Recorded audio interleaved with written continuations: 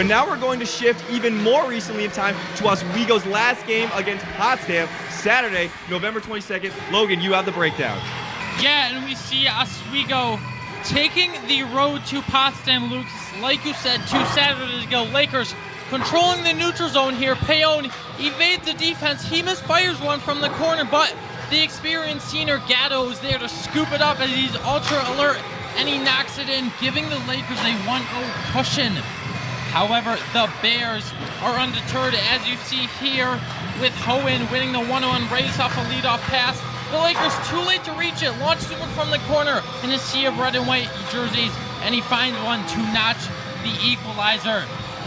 And now we transition to a face-off that the Lakers win, which was a headline through a lot of the game as they were 41-21 in an advantage over the Bears here. You see a really good standing of team unity here, and the Lakers on a man advantage. Variety of passes, one from Cooper to Burke. Burke fires and amidst the chaos, Vasilo scoops it up and knocks it in off the deflection to yet again give the Lakers a 1-goal margin, and they're back in their end. They attempt to continue to build upon their already established momentum. Gatto around the back of the net, top of the key, feeds the puck to Simpson.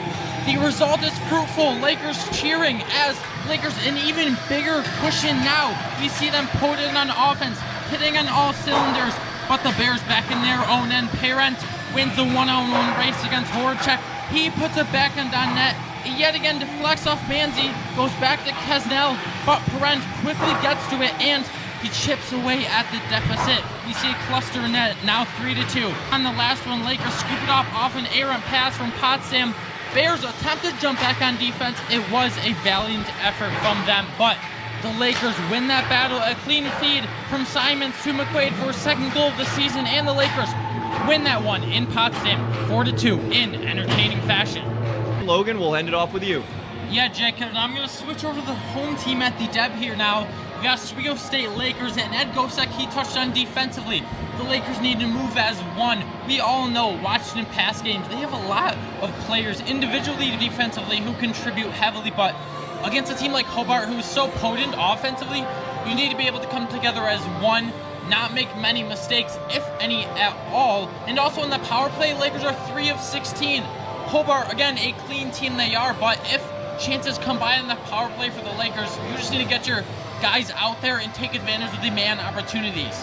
Now, Logan, it was 2-0 to start, but a late goal changed the momentum. Do you have any expectations going into this second period? I think Oswego, even more than the first period, they know what they need to do in the second period. Again, as you all touched on, in those latter stages of the first half, they applied a lot more urgency, a lot more shots, got a lot more chances. So coming into the second period, I certainly think with how experienced and how much games Gosek has won throughout his career, that's an understatement, but whole ingrained into his players has how much they need this to win. Yeah. And right after that, a second goal for the Hobart Statesmen. Logan, talk me through what happened there. Yeah, to build off of Piper, the visiting Statesmen scored that goal. They gained momentum and did not look back. After 1 minute after that initial goal was scored by Fasig, you got Tatum Daniels coming in for his 4th goal of the season, 2nd of the game. Manzi came in. You can put it on account of freshman woes, but he was not positioned well. He was just in one side of the net. The puck went to the other, and Daniels just notched that goal to give the Hobart Statesmen even more of a cushion. Logan, we had McCarthy, and then we had Manzi. What's going on with them? Yeah, it's a lot of struggles within the goalies tonight. We know how potent the Hobart offense is, though, so you can kind of expect that. But to build on that, as you said, McCarthy, after that 3rd goal was scored, he has 17 saves tonight. He was pulled for Manzi. He had a .85 save percentage. Pretty good on the season, but still, against a premier team like Hobart, you want to see what works and what doesn't. So Gosek made the decision to put Manzi in. And then on the Hobart side of things, Beaver still holding his own, not facing nearly as many shots as the Oswego State team did, cumulative between McCarthy and Manzi, just facing 8 shots and let in 1 goal. So still, he shows that resiliency. That 1 goal early in the first period did not get to him, and the Statesmen just playing really tight, very well defense.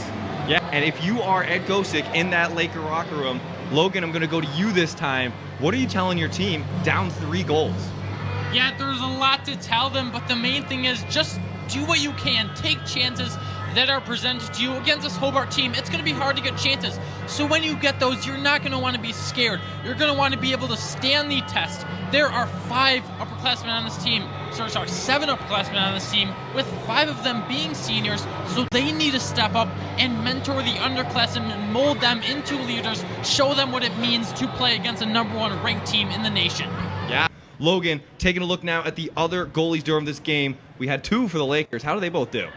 Yeah, so Gavin McCarthy was originally the starting goalie. He did let in 3 goals, made 17 saves, but Gosek felt a change needed to be made, so he put in the freshman Michael Manzi, who came in after that 3rd goal. He let in 1 goal, he let in the 4th goal, but he did play very well after that. In the 3rd period, Hobart put on more than 15 shots, and I was looking down. He made a lot of good saves on his blocker, caught a lot of good pucks, total 9 saves, just 1 goal allowed, .900 save percentage. You could only expect him to get better, and Gosek's certainly satisfied with this pickup of the freshman.